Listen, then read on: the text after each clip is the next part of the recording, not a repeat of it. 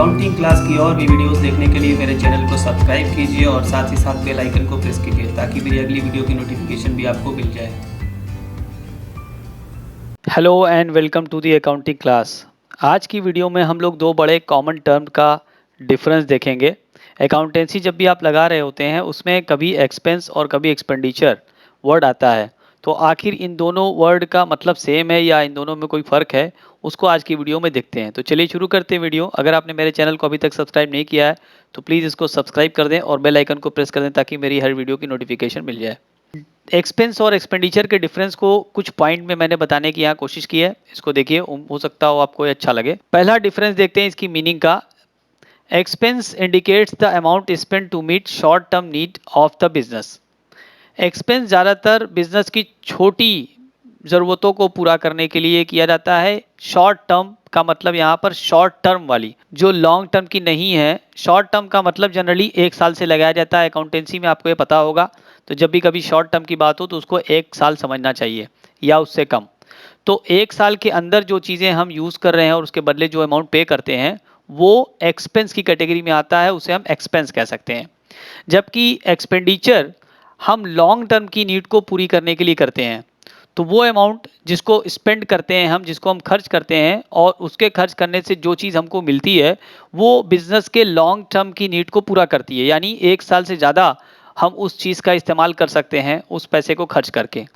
तो ये एक थोड़ा सा डिफरेंस हो जाता है कि शॉर्ट टर्म नीड को पूरा करने के लिए जब अमाउंट खर्च करते हैं तो उसे हम एक्सपेंस कहते हैं, और लॉन्ग टर्म नीड को जब पूरा करने के लिए अमाउंट स्पेंड करते हैं तो उसे हम एक्सपेंडिचर कह सकते हैं। तो इस तरीके से हम एक डिफरेंस और भी समझ सकते हैं। आप कैपिटल और रेवेन्यू के बीच डिफरेंस जानते होंगे। तो रेवेन्यू नेचर के जो आइटम हुए वो इसका मतलब एक्सपेंस की कैटेगरी में आए, और जो कैपिटल नेचर के आइटम हुए वो एक्सपेंडिचर की कैटेगरी में आए। एग्जाम्पल के तौर पर अगर हम देखें तो जो शॉर्ट टर्म की ज़रूरतों को पूरा करने वाले खर्चे हैं वो हमारे रोज़मर्रा के होते हैं और रेगुलर एक्सपेंसेस होते हैं। जैसे कि मतलब महीने में सैलरी पेड किया जाए वो सैलरी पेड टू एम्प्लॉइज़, या wages of the workers, depreciation जो कि साल में एक बार चार्ज किया जाता है, वो रेंट ऑफ द बिल्डिंग जो कि हर महीने रेंट बिल्डिंग का दिया जाता है। उसके अलावा और भी तमाम खर्चे जैसे बिजनेस में हो सकते हैं, जैसे electricity expenses, internet expenses, telephone expenses, transportation expenses, insurance expenses, postal and Telegram. ये तमाम तरह के एक्सपेंसेस बिजनेस में बार बार होने वाले होते हैं और बिजनेस की शॉर्ट टर्म नीड को पूरा करते हैं, तो उसे हम लोग एक्सपेंस की कैटेगरी में रखेंगे। जबकि लॉन्ग टर्म नेचर के वो अमाउंट होते हैं या वो खर्चे होते हैं जो बिजनेस में एक बार लगाए जाते हैं तो उनका बेनिफिट कई साल तक मिलता है। जैसे कि लॉन्ग टर्म एसेट्स आप खरीदते हो, machinery, building, furniture, goodwill, patent, ये सारी चीज़ें। अगर आप मशीन खरीदते हैं तो मशीनरी हर साल नहीं खरीदते हैं, या एक मशीन आप खरीदते हैं तो वो साल भर में ख़त्म नहीं हो जाती है। उसकी एक लाइफ होती है, 5 साल, 8 साल, 10 साल, 15 साल लाइफ हो सकती है। तो जब पैसा आप एक बार खर्च करते हैं उससे और फ़ायदा कई साल उठाते हैं। उसी तरीके से बिल्डिंग भी है, पैसा आप एक बार खर्च करते हैं उसको बनाने में या ख़रीदने में, लेकिन उस बिल्डिंग को कई साल यूज़ कर सकते हैं।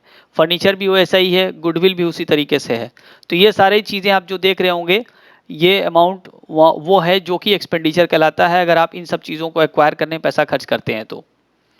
तीसरा डिफरेंस है फ्रीक्वेंसी का। जैसा कि मैंने बताया कि एक्सपेंसेस शॉर्ट टर्म नीड को पूरा करता है, तो शॉर्ट टर्म नीड यानी कम टाइम की जो नीड है वो आपकी एक्सपेंसेस से पूरी होगी, और ये बार बार होने वाली होती है, इसलिए इसकी फ्रीक्वेंसी ज़्यादा होती है। जैसा कि मैंने अभी पिछली स्लाइड में एग्जांपल बताया कि electricity bill, telephone bill, transportation expenses, salary of the employees, ये सारी चीज़ें बार बार करनी पड़ेंगी। ऐसा नहीं है कि आप सैलरी एक महीने की देंगे फिर अगले महीने नहीं देंगे और उसी से काम चलेगा।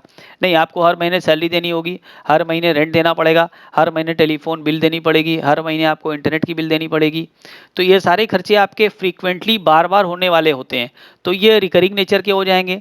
जैसा कि मैंने पहले भी बताया कि इसका मतलब ये हुआ कि रेवेन्यू नेचर के जो आइटम हुए वो एक्सपेंस की कैटेगरी में आ जाएंगे। और आपको रेवेन्यू नेचर के बारे में पता है कि रेवेन्यू नेचर के आइटम वो होते हैं जो रिकरिंग नेचर के होते हैं और जो साल भर के अंदर के ही से रिलेटेड होते हैं। जबकि एक्सपेंडिचर को अगर हम देखें, ये लेस फ्रीक्वेंट होते हैं क्योंकि ये बार बार जल्दी जल्दी नहीं होते हैं, क्योंकि ये लॉन्ग टर्म की नीड को पूरा करते हैं। एक बार इस पे जब पैसा हम लगा देते हैं तो कई साल तक फिर उस चीज़ पे ज़रूरी नहीं कि हम पैसा लगाएं। अगर आपकी ये बिल्डिंग की नीड थी, एक बिल्डिंग की, और आपने एक बिल्डिंग खरीद ली है, तो उस बिल्डिंग का जो पैसा आपने एक बार पे कर दिया है, अब वो 5, 8, 10 साल तक, जब तक आप उस बिल्डिंग का यूज़ करना चाहें कर सकते हैं, क्योंकि वो वो अमाउंट आपने उस लॉन्ग टर्म की नीड को पूरा करने के लिए पे किया है। ऐसा नहीं कि हर साल आपको बिल्डिंग खरीदनी पड़ेगी। हाँ, लेकिन बिल्डिंग का किराया जो होता है, अगर आपने बिल्डिंग खरीदी नहीं है, आप उसको किराए पे लिए हुए हैं, तो जो किराया है, जो रेंट है, वो एक्सपेंस कहलाएगा। लेकिन अगर आपने बिल्डिंग खरीदी है, आपने बिल्डिंग परचेज़ की है, तो बिल्डिंग को परचेज़ करने पर जो अमाउंट आपने पे किया है, बिल्डिंग का अमाउंट, वो एक बड़ा अमाउंट होगा, वो एक्सपेंडिचर कहलाएगा और वो लेस फ्रीक्वेंट होगा। यानी बार-बार आप बिल्डिंग नहीं खरीद रहे होंगे। लेकिन किराए की अगर हम बात करें रेंट की, तो आप बार-बार रेंट पे कर रहे होंगे। तो रेंट को हम एक्सपेंस की कैटेगरी में रखेंगे, लेकिन जो बिल्डिंग की कॉस्ट होगी, अगर आप बिल्डिंग खरीदेंगे तो उसको एक्सपेंडिचर की कैटेगरी में रखेंगे। उसी तरीके से आप कोई और भी चीज़ ले रहे होंगे, जैसे मशीनरी ले रहे होंगे, वो भी लॉन्ग टर्म नीड को पूरा करेगी, और फर्नीचर आप ले रहे होंगे, वो भी लॉन्ग टर्म नीड को पूरा करेगी। तो इस तरीके से वो सारे आइटम आपके लॉन्ग टर्म नीड को पूरा करने वाले एक्सपेंडिचर की कैटेगरी में आ जाएंगे। और जो लॉन्ग टर्म नीड को पूरा करने वाले हैं, वो फ्रीक्वेंट नहीं होते हैं, उनकी जो अकरेंस है वो इतनी ज़्यादा नहीं होती है, उतनी फास्ट नहीं होती है। अकाउंटिंग ट्रीटमेंट की अगर हम बात करें, तो एक्सपेंसेस को हम लोग प्रॉफिट एंड लॉस अकाउंट या इनकम स्टेटमेंट के अंदर दिखाते हैं, जिससे कि हम प्रॉफिट या लॉस को पता कर सकते हैं। जबकि एक्सपेंडिचर नेचर के जो अमाउंट स्पेंड आपने किया होगा, वो एक्सपेंस की कैटेगरी में नहीं आता है, उसको हम लोग बैलेंस शीट में दिखाते हैं और वो एक तरह से आपका एसेट्स बन जाता है। तो बैलेंस शीट में हम लोग एक्सपेंडिचर को दिखाते हैं, और वो एक्सपेंडिचर चूँकि लॉन्ग टर्म पे आपने लॉन्ग टर्म की एसेट्स पे खर्च किया है, तो वो एक एसेट्स बन जाता है। तो बैलेंस शीट में एज एन एसेट जो भी आइटम दिखाया जाता है, वो एक तरह का एक्सपेंडिचर है। जबकि प्रॉफिट एंड लॉस अकाउंट या इनकम स्टेटमेंट में जो हम अमाउंट दिखाते हैं एज एन एक्सपेंस या डेबिट साइड में, वो सारे आपके एक्सपेंस होते हैं, वो रेगुलर नेचर के होते हैं, रेवेन्यू नेचर के होते हैं, और उनकी फ्रीक्वेंसी बहुत ज़्यादा होती है। तो उम्मीद करते हैं आपको ये इन्फॉर्मेशन यूज़फुल लगी होगी। अगर आपने मेरे चैनल को अभी तक सब्सक्राइब नहीं किया, इसको सब्सक्राइब कर दें। इस तरह की और भी वीडियो मैं बनाता रहता हूँ। वीडियो पसंद आया तो इसको शेयर ज़रूर कर दें। अपना बहुत ख्याल रखें। मिलते हैं अगली वीडियो में, तब तक के लिए गुड बाय।